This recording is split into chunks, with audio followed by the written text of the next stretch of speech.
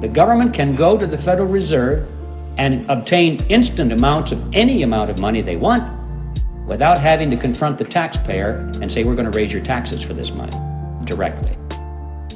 It would be very unpopular if Congress had to go to the public and say, you know, we have a lot of money we want to take from you folks, and it's going to cost you $3,000 per family more than it did last year. You know how long they'd last in office. So they like this mandrake mechanism very well. The public doesn't know that it's costing them anything. It's just how it works somehow.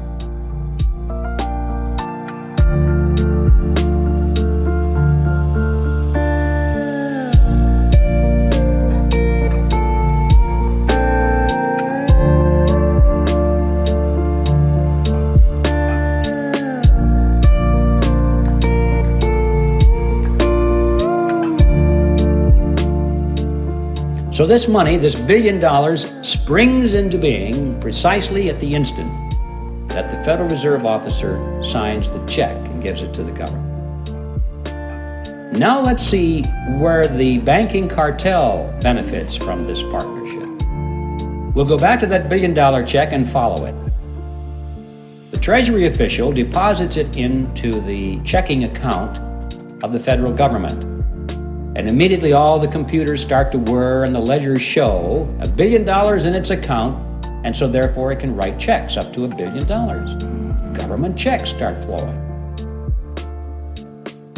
Let's just follow a $100 check. Make this real simple to the fellow that delivers our mail. The postal worker gets a $100 check. And he looks at this and he can't imagine in his wildest dreams that just 2 days ago, that money didn't exist anywhere in the universe. But it's a government check now, and it's very spendable. So he takes it and deposits it into his private checking account at the local commercial bank. Now this money is out of the Federal Reserve mechanism per se, out of the government side of the partnership, and it gets into the private banking side of the partnership. $100 has been deposited. Now the action heats up.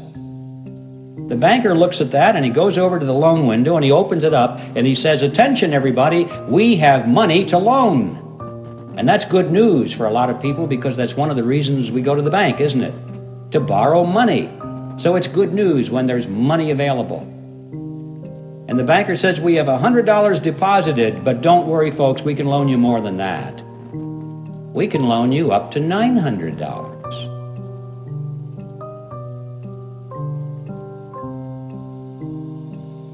Well, how?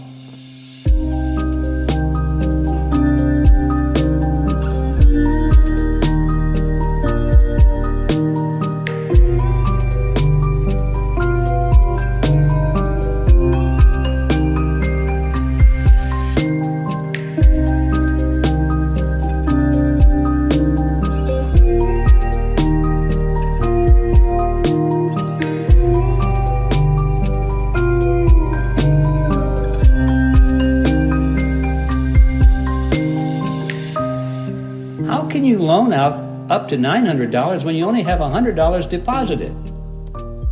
Well, it's not difficult if you're in the Federal Reserve System. Here's how it works. The Federal Reserve says that the member banks must keep no less than 10% of their deposits in reserve. So there's $100. They keep 10% in reserve, $10. And they can loan up to $90, right? So we loan it to you, ma'am. You borrowed $90. What do you do with it? Well, you want to spend it. So you want to write a check on it. You deposit it into your checking account so you can write a check. In many cases, it might be put directly into your checking account.